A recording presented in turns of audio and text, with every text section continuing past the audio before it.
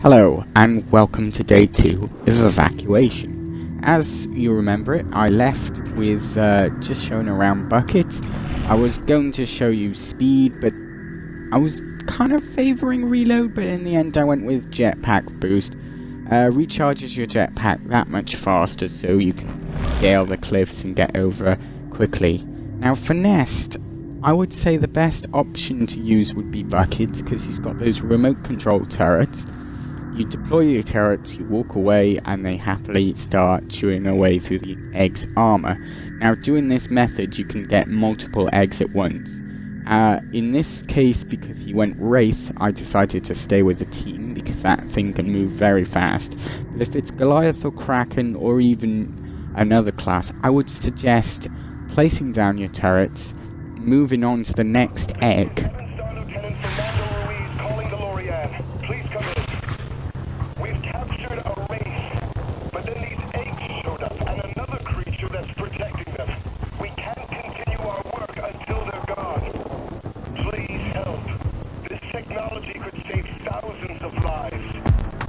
So there you have it. That's the perk I get if I win.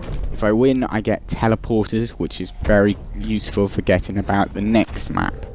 I don't believe I actually use them in the next map, because there's not really a need for me to use them.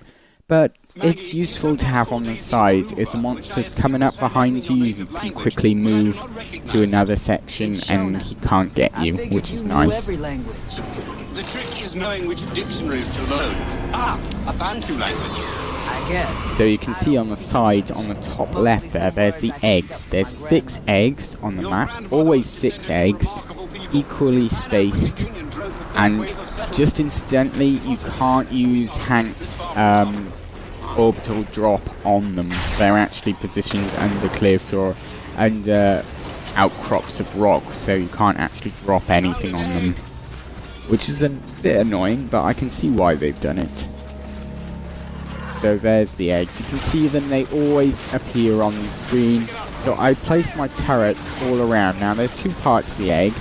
There's that outer shell, and when that cracks, you see that sort of gooey interior. Yeah, you shoot away the outer shell, and then it gets to the softer side. The softer side takes a lot more damage. So if you see an egg that's exposed like that, try and scoop it out and just shoot the other part. So as you can see, I move on to the next egg almost immediately after a little decision about where I'm going, which way round I go, because I could go clockwise or anti-clockwise here.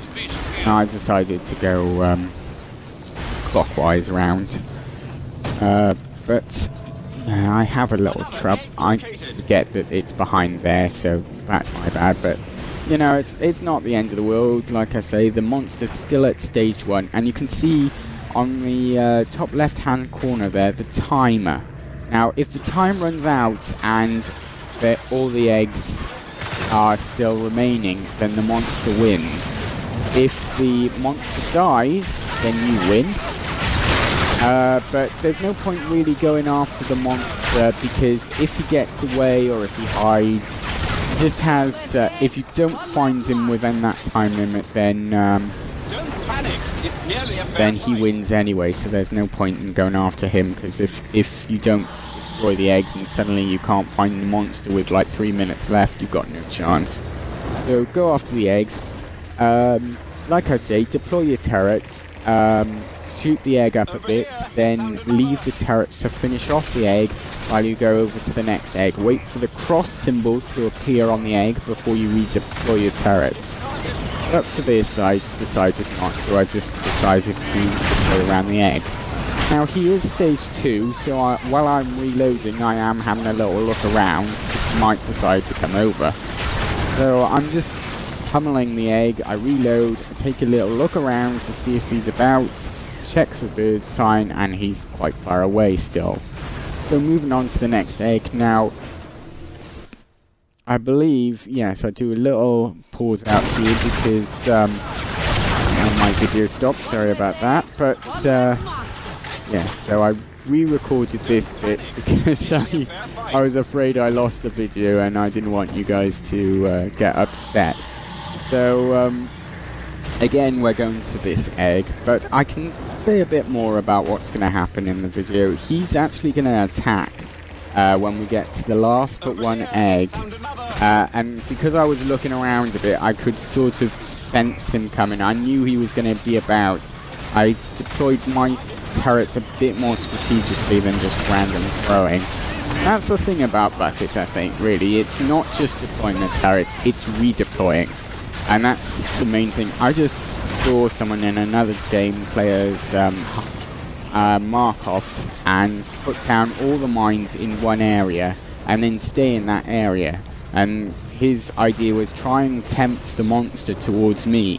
Well, that's all very well and good, but honestly, it's not going to work. A player or an AI can see the trap in it and won't come at you unless the rest of the hunters are there. And even so, they could throw a rock or something like acid breath, or if you're a Banshee mines with a Kraken, and they can explode the mines so that they don't have to deal with them. So even that, I would say, deploy as you go, stay with the team, and redeploy. That's the main thing with any class. Don't just do it once, do it again and again and again. Alright, sometimes you like a good charge on a mine and you don't want to lose that, but on the other hand, you need to keep the team supported. So any minute now, I think I see him attack or come up on the right hand side. Yeah, there's the bird sign, and it's very close now, so I can see he's close. I'm deploying my turrets a bit more widely around the egg because I think he's going to start to attack any minute now. So again, when I'm reloading, I'm looking around, carry on with the attack. Again, reload and look around. Alright, our hunter deployed the dome, and I'm instantly redeploying my turret around so that they protect not just myself but my team as well. And I don't see him, so I get right into it. I deploy the cloak myself, but then I'm running back towards the monster, but more importantly towards my team. You can see there on the left hand side top one of those little drones that we won in the last match comes with me, and he helps out, and he's a mobile drone. There he goes. So there, he's gone down. We've got 2 down, but we've still got Lazarus, and he can get them up. And we've got the drone lane in fire. I'm redeploying my turrets, drawing the monster away so that Lazarus can go in there and do his thing. And he's already got one up. So I'm trying to draw the monster back by firing. I got my little friend with the turret. Then he carries on into the tunnel again and goes after Lazarus. Now I'm doing everything I can with Trapper here, putting down turrets, but he's so low on health now. Now is the time to attack. We've still got Trapper at 4 health.